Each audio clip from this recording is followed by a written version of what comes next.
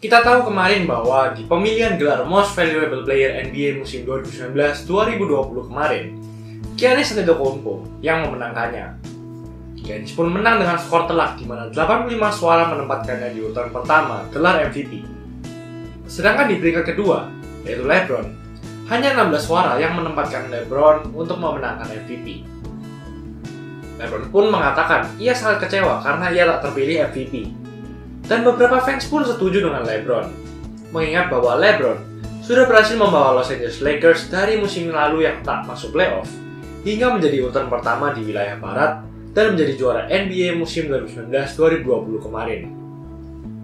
Tapi, apakah benar bila seharusnya LeBron yang memenangkannya? Akan kami bahas dalam seharusnya LeBron yang menang MVP 2020 di episode kali ini.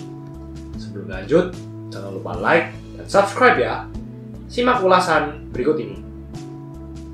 Giannis pun memenangkan musim MVP secara 2 kali berturut-turut dan back-to-back. Hanya ada 12 pemain yang bisa melakukan hal tersebut. Dan yang lebih fantastis, ia juga memenangkan gelar Defensive Player of the Year musim ini.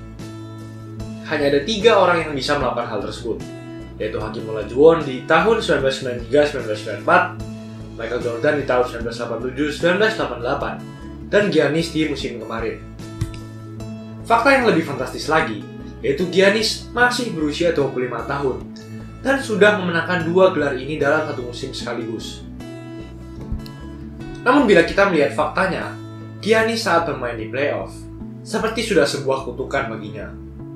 2 musim berturut-turut di mana Bucks sangat perkasa di regular season, namun saat di playoff entah apa yang merasuki mereka dan mereka selalu tak bersinar seperti di regular season. Kemarin pun mereka kalah di 3 pertandingan pertama melawan Miami Heat yang berada di posisi kelima. Meski Giannis harus menepi saat di 2 pertandingan terakhir, namun tetap saja 3 pertandingan pertama Giannis masih bisa bermain dan berkontribusi. Namun ternyata kontribusinya tak cukup membawa Bucks menang 1 pertandingan pun dari Heat. Justru saat Giannis tak bermain, Bucks malah memenangkan 1 pertandingan, tepatnya di game keempat. Apakah ini semua salah Giannis? Apakah Giannis tak seharusnya mendapatkan gelar tersebut? Atau memang seharusnya LeBron yang mendapatkannya? Kami akan menunjukkan sebuah grafik kepada Anda, di mana sumbu X adalah PER dari seorang pemain. Lalu sumbu Y adalah box plus minus dari seorang pemain. Perlu diingat grafik ini adalah grafik saat regular season, bukan saat playoff. Itu artinya, hanya terhitung dari awal musim regular season hingga 11 Maret 2020, tepat sebelum NBA dihentikan karena COVID-19. Bagi kalian yang belum paham PER dan box plus minus, PER adalah seberapa efisien offense seorang pemain ketika sedang berada di lapangan. Ini adalah rumus untuk menghitungnya. Ya, saya tahu Anda pasti tak paham.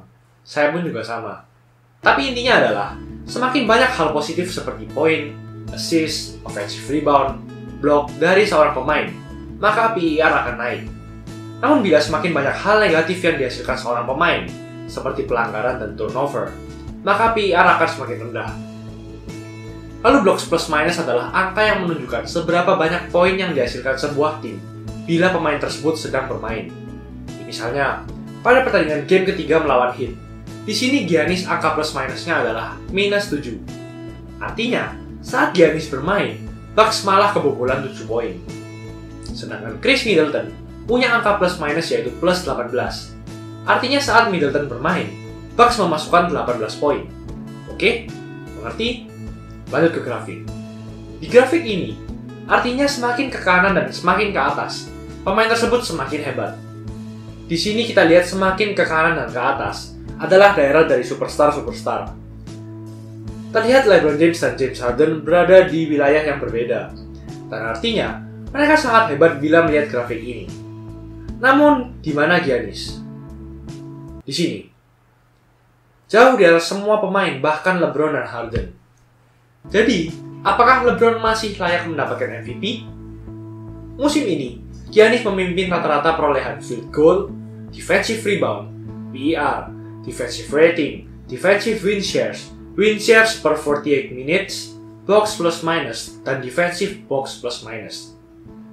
ditambah dengan memimpin Bucks menjadi tim nomor 1 dengan rekor menang kalah terbaik di seluruh wilayah, dan catatan rata-rata 29,5 poin per game, 13,6 rebounds per game, dan 5,6 assist per game.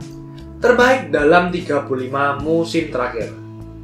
Musim ini Giannis berada dalam urutan ke-9 box plus minus terbaik dalam sejarah, urutan ke-8 defensive box plus minus dalam sejarah, dan nomor 1 dalam hal PER dalam sejarah NBA. Wow! Mengalahkan rekor Will Chamberlain yang tak pernah terpecahkan sebelumnya selama sekitar 60 tahun. Lalu bagaimana bila dibandingkan dengan statistik LeBron saat di regular season? Ternyata, LeBron hanya menang dalam perolehan rata-rata assist dan steal setiap game. Untuk statistik yang lebih detail, ternyata Giannis bahkan menang semuanya dari LeBron.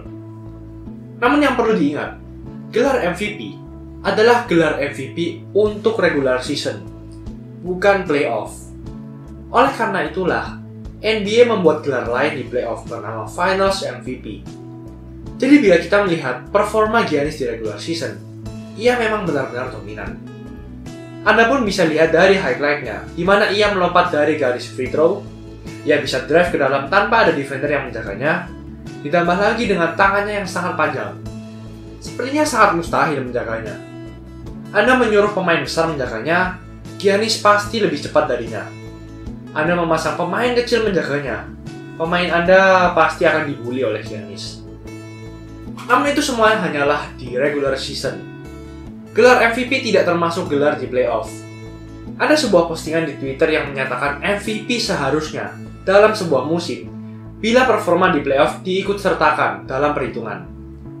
Fakta yang mengejutkan dari postingan tersebut bahwa dalam 20 musim terakhir hanya 8 pemain saja yang tetap memenangkan MVP bila performa saat playoff diikut sertakan dalam pertimbangan gelar MVP. Artinya, 12 pemain lainnya performanya menurun atau tak sedominan saat di regular season. Contohnya, Russell Westbrook di musim 2017 memenangkan MVP karena ia berhasil meng-carry tim OKC Thunder sendirian hingga ke playoff saat ditinggal oleh Kevin Durant. Namun ia kalah 4-1 dari Houston Rockets di ronde pertama playoff. Lalu, kita semua pasti menganggap bahwa kekurangan dari gelar ini adalah gelar ini hanya dihitung saat regular season saja.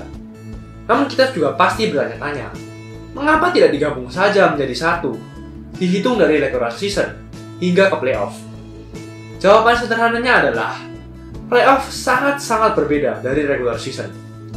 Cara bermain sebuah tim, cara penyerangan, bertahan, aura dari fans, mental seorang pemain, semuanya berbeda. Itu sebabnya, statistik playoff dan statistik regular season yang Anda lihat di Wikipedia tidak menjadi satu. Itu sebabnya, dibuatlah gelar berbeda untuk MVP, yaitu Finals MVP. Jadi kesimpulannya, itu tak bisa disamakan. Regular season bukanlah playoff. Playoff bukanlah regular season. Kita lihat statistik berikutnya, yaitu win shares. Win share sendiri adalah angka yang menunjukkan seberapa besar kontribusi seorang pemain dalam satu kemenangan. Semakin besar angka win shares, maka kontribusi seorang pemain setiap kali timnya bermain semakin besar. Ini adalah rumus menghitung win shares. Ya, sama rumitnya. Namun intinya adalah, semakin besar angka win shares, maka kontribusi pemain semakin besar. Saat musim NBA 1987-1988, Michael Jordan memiliki angka win shares tertinggi dari semua pemain, di angka 21,2. Itu artinya, Michael Jordan merupakan pemain yang paling banyak berkontribusi dan bisa dibilang paling hebat dalam timnya saat menang. Dibuktikan lagi dengan MJ mendapatkan gelar MVP saat musim itu. Namun, apakah memiliki win share setinggi artinya Anda akan menjadi juara NBA? Faktanya di musim itu, Bulls hampir saja dibantai oleh Detroit Pistons di ronde kedua playoff. Bulls pun kalah akhirnya. Artinya, apakah pemain-pemain Pistons lebih hebat dari MJ? Lakers memenangkan juara di musim itu. Tapi apakah artinya pemain-pemain Lakers semuanya lebih hebat dari MJ? Tidak. Mungkin saat itu, Bulls masih terlalu muda dan belum siap. MJ masih belum menemukan mental serta ritme permainannya di playoff. Dan alhasil, MJ pun banyak dihujat dan dibilang tak seharusnya mendapat gelar MVP, persis seperti Giannis di musim ini. Selanjutnya, kita tak boleh lupa teman-teman setim dari LeBron dan Giannis. Teman-teman setim sangat berpengaruh pada karir Anda. Bila Anda hebat, namun tim Anda tak hebat, bagaimana tim Anda bisa menang? Bagaimana Anda akan dilirik dalam pertimbangan MVP bila tim Anda saja tak punya banyak kemenangan?